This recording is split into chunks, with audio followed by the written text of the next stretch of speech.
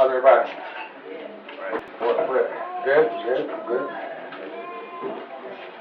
Dear gracious God, thank you, Lord, for this opportunity we have to come boldly before the throne of grace. We might find grace and mercy help us in our time of need. Lord, we need you right now, God. We all need you. We need you for various reasons, for various purposes. We need you, God, for our health, for our strength. We need you, God, for our finances. We need you, God, for our very sanity right now, Lord. We pray, God, that you'll have mercy on us, that you'll listen to our prayers, oh God, that you'll give ear to them and respond, oh Lord.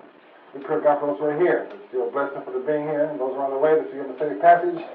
Those who are absent, oh God, that you'll have mercy on them. We pray, God, most of all for the word, that it'll go forth freely and fully tonight.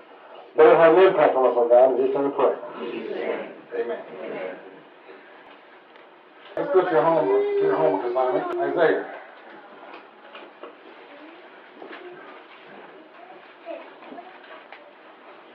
How many have finished reading Isaiah?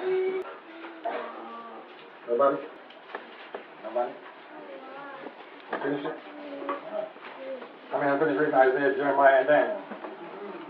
Nobody? Has anybody read any novels since I gave this assignment?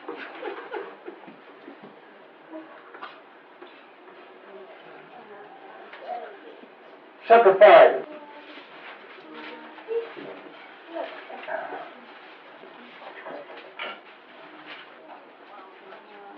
Wild grapes. Got it yet?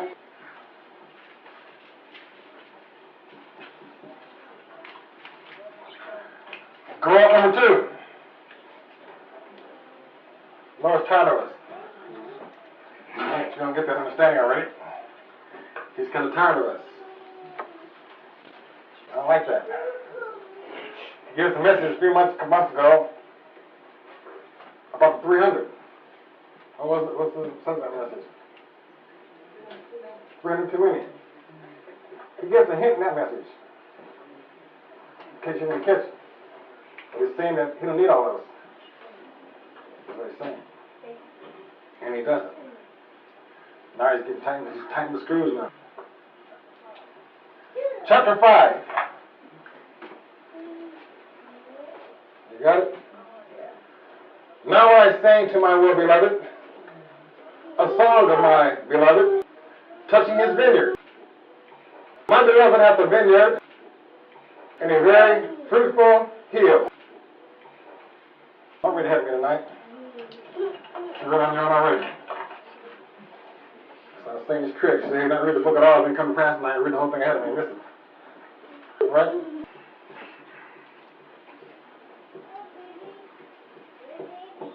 Now look what God planted you.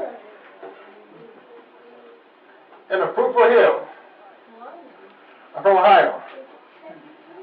The county I came from, Ohio, has some of the richest, blackest dirt in the Midwest.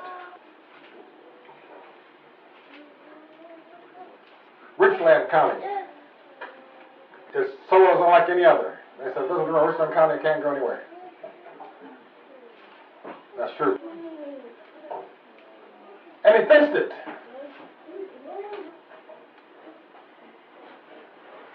Fenced in order to keep out undesirables. What else to do? And gathered out the stones thereof.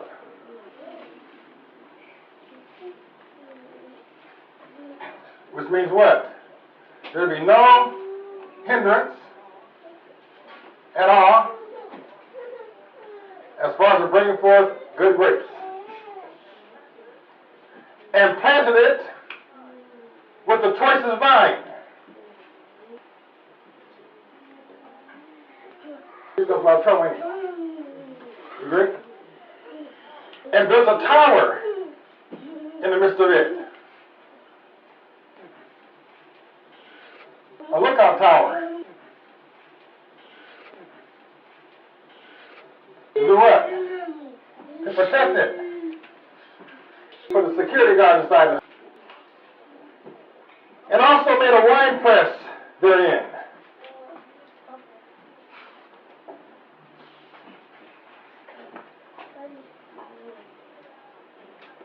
He had had expectancies.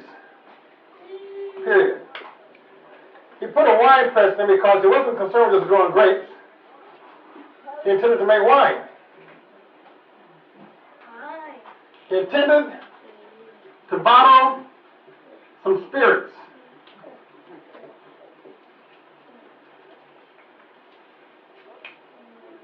And he looked that it should bring forth grapes. And it brought forth wild grapes.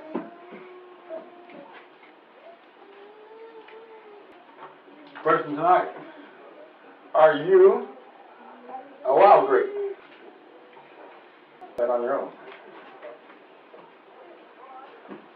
Point is, if you are, it has nothing to do with him. Does it? We can't go to heaven and blame God for not getting there. Or not being all he should be. He did it all. Fruitful hill. He fenced it in. Took out the stones.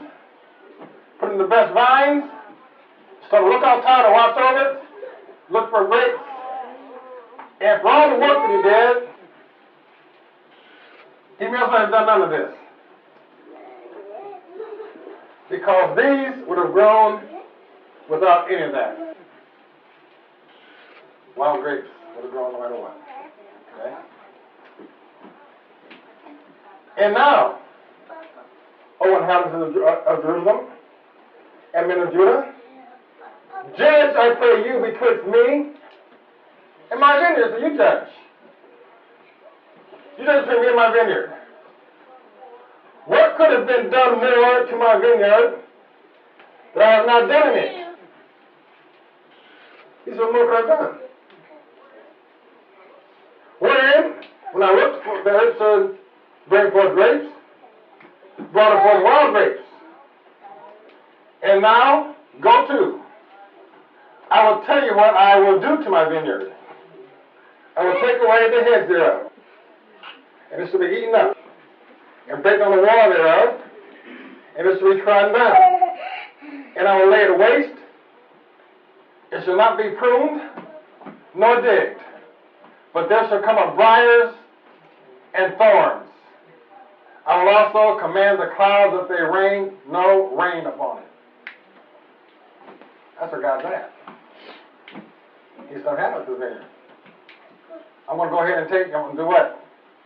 Lay it waste. Take away the hedge. He pull the fence down.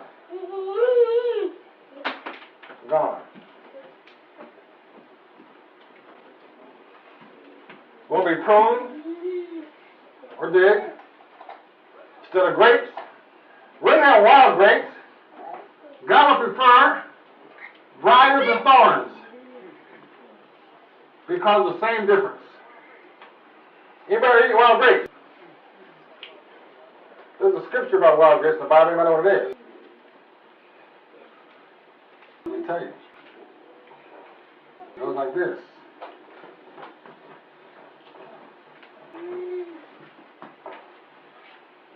It's a proverb.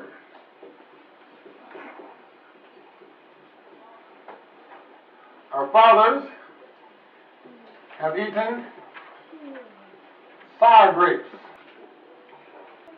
Same thing.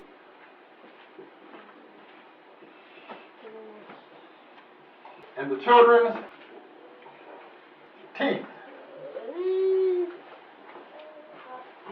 are set on edge.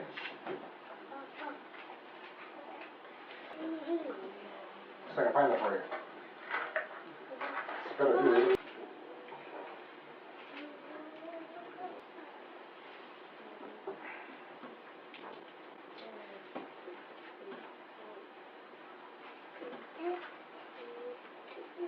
What? 18:2.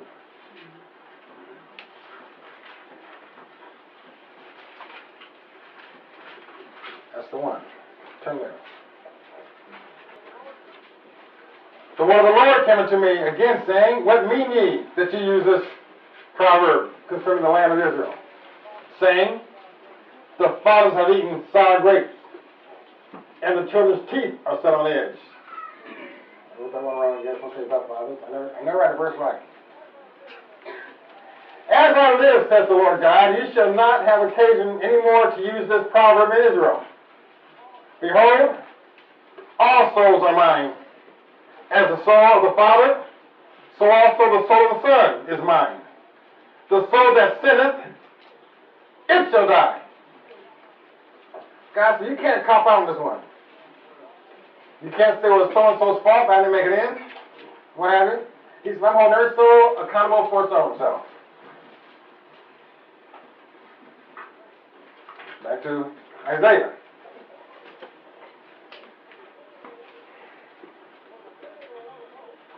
For the vineyard of the Lord of hosts is the house of Israel, and the men of Judah his pleasant plant, and he looked for judgment, but behold oppression. Here he goes now. Put your helmets on.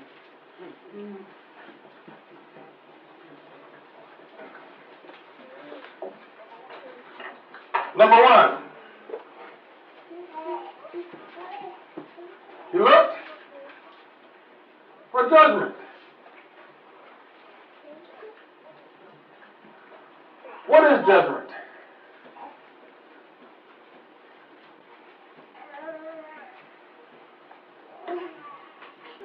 Equitable dealings. Fairness.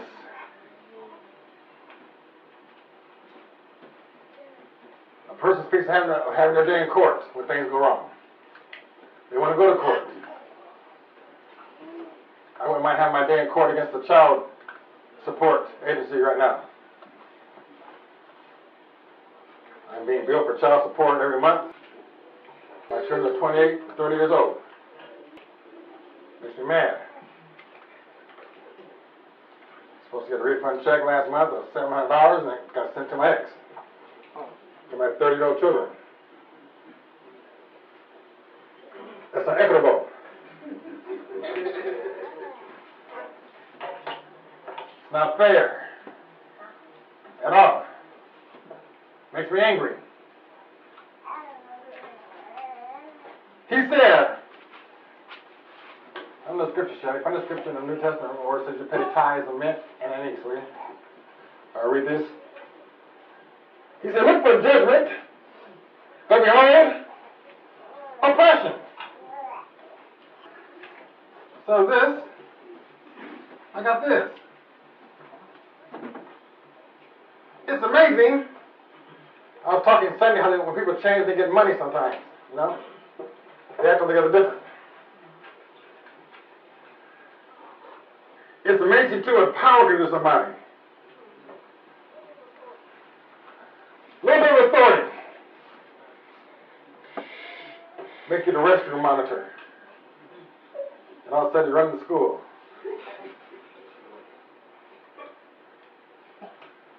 We're going to exercise judgment. Here come oppressors. See somebody run to the restroom, stone double over. Exercise judgment. Let them go. Get in the hall pass, let them go. No. We're going to oppress them. We're going to make them go back with the double up stone to the class and get a pass. No judgment at all. What we find it? Where's that? Who? Matthew, turn there. 23. 23.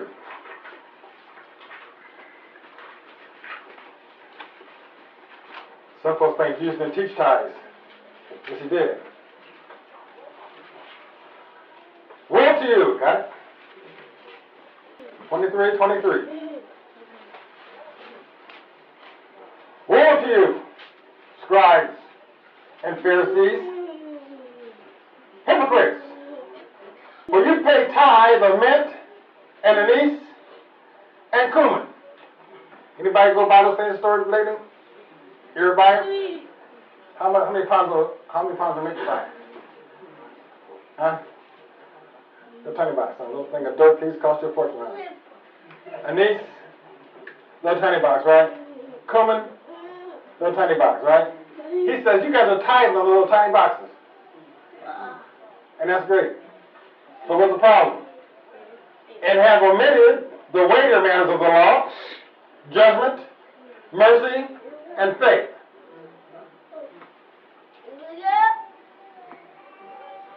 These things can cancel your tithes right out. If I'm tithing and there's no judgment, no mercy, and no faith, keep your tithe.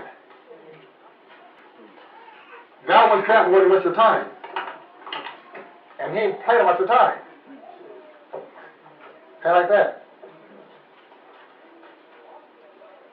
These you ought to have done, and not to leave the other. What's that? What's the other? The tithe. Undone. So you ought to have done these, and not to have let the other undone. He said, your tithe by themselves is insufficient. He said, I expect judgment and mercy and faith from you guys. He said, your tithe is like you've done a good job. Okay, our tithe is good enough. You can go back on the street on Monday and be everything except these things. I'm telling you, He's not very happy with us. Back to Isaiah again.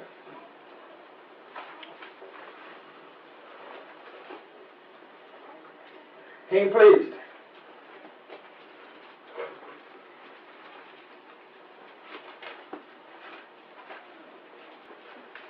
Chapter 11. We're talking about chapter 5, verse 11. Woe to them that rise up early in the morning, that they may follow strong drink, that continue tonight till wine and flame them. I don't know if you're talking to hear about that one, but somebody.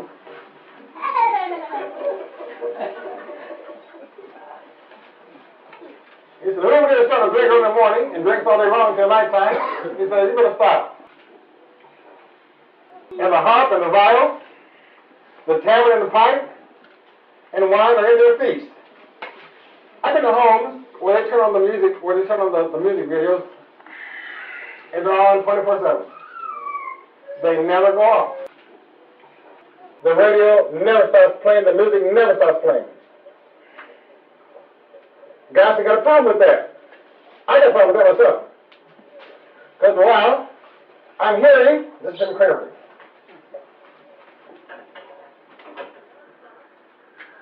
I'm hearing nonstop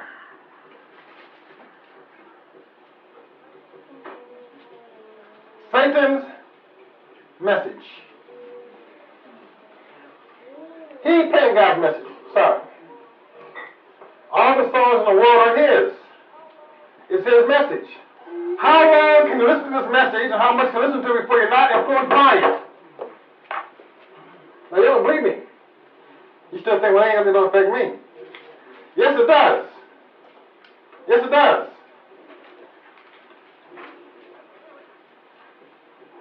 The lyrics, somebody wants to grab me and have me listen to this. Listen to this. Listen to these words. So I sit down.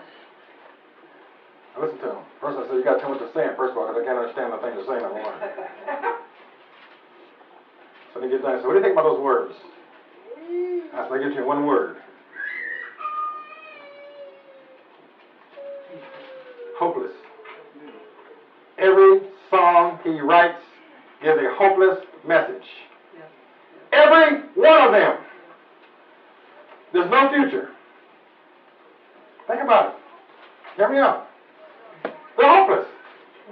They are going nowhere. They are saying nothing. And we play them non-stop. Which says what? Given enough time, you will be going nowhere, saying nothing, and being hopeless. I mean, these messages, the company's airwaves, are from a liar and a murderer. I listen to rap music. If I was a woman, I would never play rap music. I would ban every rap artist out there. Every one of them. And if I was a policeman, I would shoot a rapper I find.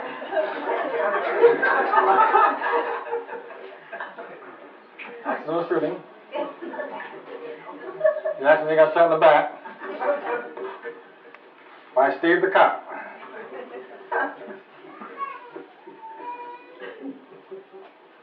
You make a song called Cow Killer, and it's okay. And you put it to the ideas in the youth mind to shoot the police. And it's okay. And you degrade women and call all kinds of things. I was rich the other day. I can't stay with them in church. I can't stay most of them in church. That's sad part about it. And we play them. And listen to them. And it's okay. And we think that this does not affect my spirituality at all. You're a fool. You think it don't? You think to assimilate what you're hearing? You would agree you do. That's why he makes it. He doesn't make it kind of for your entertainment. He makes it to shape the thinking of your mind. Well, enough of that. He's saying that the music and the wine go together. Read it again. Woe to them that rise up early in the morning, and they may follow strong drink, that continue tonight, till wine inflame them, and the harp, and the viol, and the tabret, and the pipe, and wine are in their feast, but they regard not the works of the Lord, neither consider his operation, the operation of his hands. With this going on, they can, it's not a matter that they don't regard the works of the Lord, they can't regard them. We've had 3 months to read 3 books. Now, how many hours of music have you listened to in 3 months?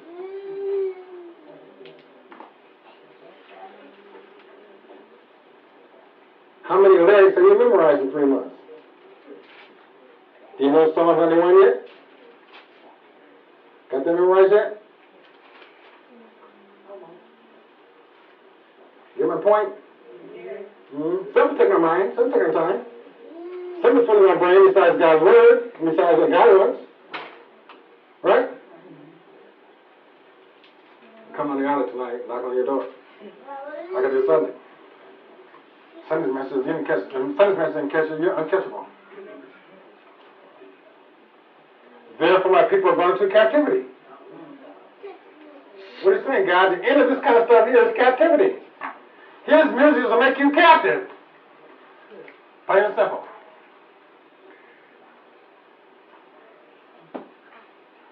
Because they have no knowledge. And their honorable men are famished, and their multitude dried up with thirst. Therefore hell hath enlarged herself, and opened her mouth without measure. And their glory, and their multitude, and their pomp, and he that rejoiceth shall descend into it. You say, hell's getting bigger. Are you making it bigger? And the mean man shall be brought down. He looked for judgment, he says, and instead he found meanness. Anybody here mean? Huh? Anybody? The guy don't like it at all.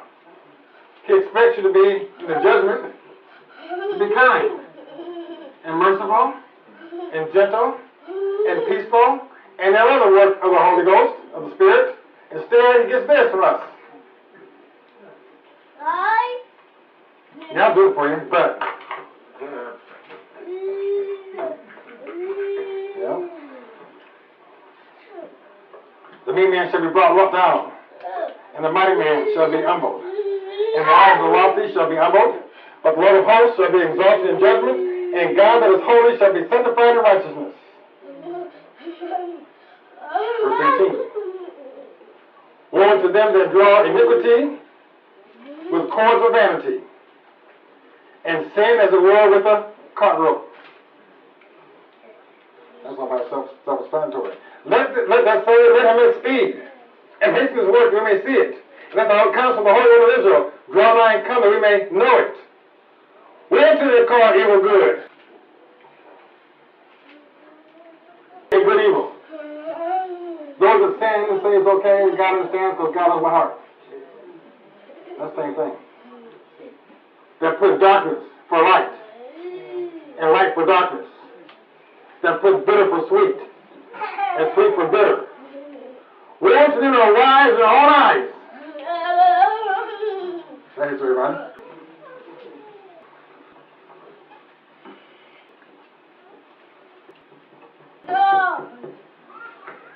Well, the way I see it, God will how you see it. He's showing you how he sees it. He said, if it's not looked at the same way I'm looking at it, I don't see it. Failure and prudent in their own sight. Woe to them that are mighty to drink wine, and men of strength to mingle strong drink, which justify the wicked for reward, and take away the righteousness of the righteous from him. Therefore as the fire devoureth the stubble, and the flame consumeth the chaff, so their root shall be as rottenness, and their blossom shall go up as dust, because they have cast away the law of the Lord of hosts, and despised the word of the Holy One of Israel. Therefore is the anger of the Lord kindled against his people, and he has stretched forth his hand against them, and has smitten them, and the hills did tremble, and their carcasses were torn in the midst of the streets. For all this, his anger is not turned away, but his hand is stretched out still. Is that something? And he will lift up an incense to the nations from far. This is a new thing. I started reading Isaiah yesterday, by the way, myself. Okay. I started 6 times, and never got past chapter 8. Not one time. Yesterday I sat down and I'll make myself sit down and read this book. Here. I kept getting stopped on the way. Got a lot of redlining done. Isaiah's a fantastic book. This is one of my... I started redlining chapter 1. Not a few. But this one here caught my attention. He said, he will lift up an incense to the nations from far, and will hiss unto them from the end of the earth. And behold, they shall come with speed swiftly. He's talking about 2 groups there. He's talking about the group at the end of the earth. He said them from the end of the earth. I'm going to hiss at them from far. Who's the far group? Aliens. The aliens. He's not talking about groups from the earth here. One group is from the earth. One is not. I will do what? I will lift up an incense to the nations from far, and will hiss unto them from the end of the earth. Now, guys, I said the end of the earth is China, by the way. Okay? It's China. Because I'm going to call them, and I'm going to call the ones beyond China. Where's that? Off the earth. So I share it with you. Now another message altogether. Second message. Chapter 7. That's the first one. This one here gets more to the problem. Okay? Christmas time, so I bring this little Christmas message in right now. Chapter 7.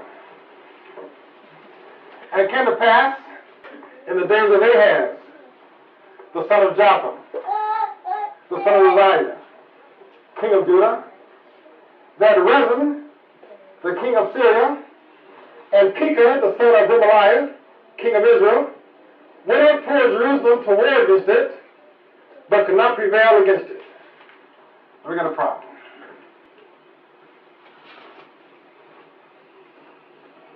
Sometimes everything's going on real smooth in life, then you get trouble. Syria and Ephraim, which is Israel, more specifically the 10 tribes of the north, they become confederate. Can't imagine. Israel allies itself with an Arab nation to come against Jerusalem. Okay?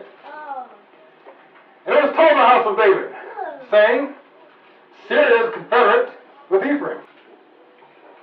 And his heart was moved, and the heart of his people, as the trees of the wood are moved with the wind. It misses Hosea. King Ahaz of Jerusalem. He brought word. So these 2 people as the form of confederacy are going to come to get you. I've got news before, bad news of enemies. It can be legal in any kind of wise. When you first get it, your heart gets afraid. Get that sick feeling inside, you know, that little sick feeling. I've asked God to take that away. Not to have any fear about anything anymore. Then said the Lord unto Isaiah, Go forth now to meet Ahaz, thou, and Shear-Jashub, thy son, at the end of the conduit of the upper pool in the highway of the fuller's field. Go meet Ahaz and take your son with him. His son at this point was newborn. He's a baby, all right? You understand the story. And said to him, Take heed, and be quiet. Fear not, neither be faint-hearted. Number one, take heed. Which means what? Pay attention.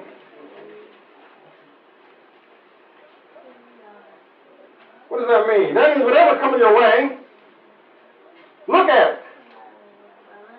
Look at the face for what it is. Don't be these kind of Christians. They go like this all the time, no. They put their head in the sand and say, well, God's going to take care of me. I want to see what it is. Look at it. Pay attention. Open the envelope. Okay? Open it. If you don't open it because you just don't want to open it. But not because I'm afraid of what's going to be in there. Okay? Take heed. Number two, do what? Be quiet. Quit going around telling everybody what the problem is. Good amen?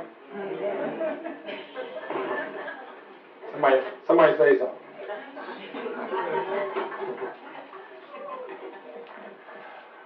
That's what we do.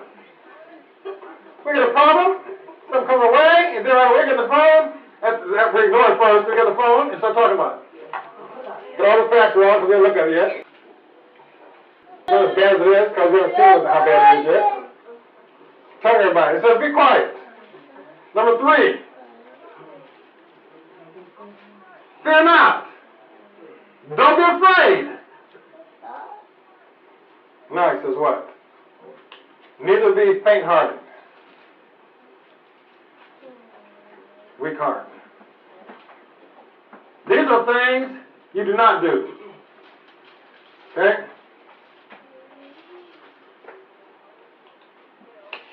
Neither be faint-hearted, for the two tails, look how he describes it.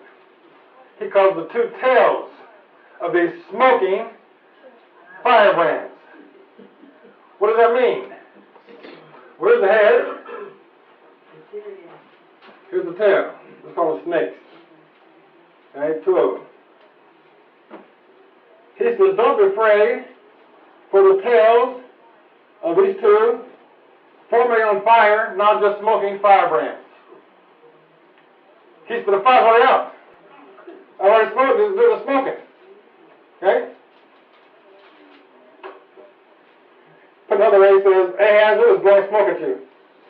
They can't do the thing to you. How like that?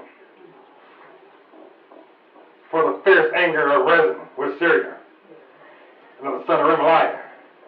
Because Syria, Ephraim, and the son of Remaliah have taken evil counsel against these, saying, let us go up against Judah and vex it. Most of what Satan is doing to these days is simply in the form of being vexed. He ain't got no teeth in it, does he? He's not doing much, he's just vexing you.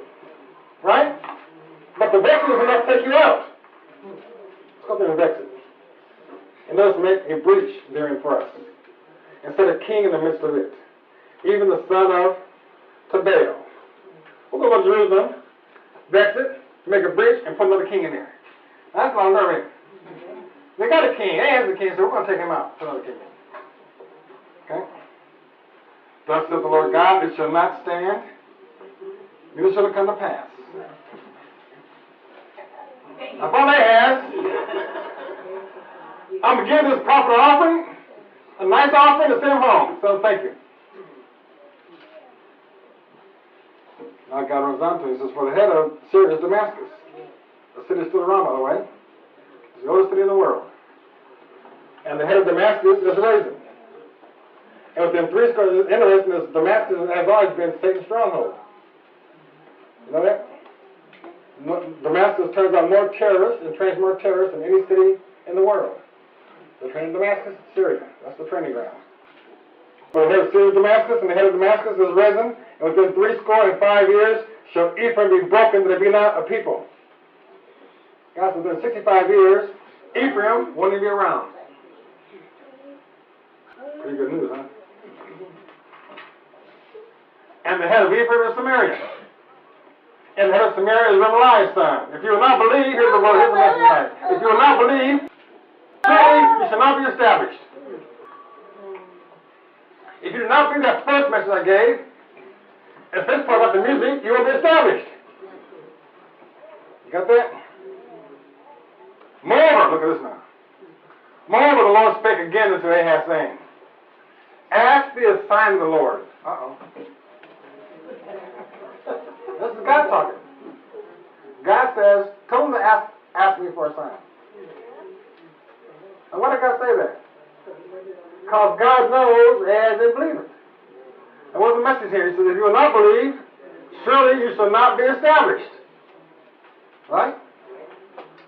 More the Lord spake again unto Ahaz, saying, ask thee a sign of the Lord thy God. Ask it either in the depth or the height above. We can ask the sign in the ocean or in the air.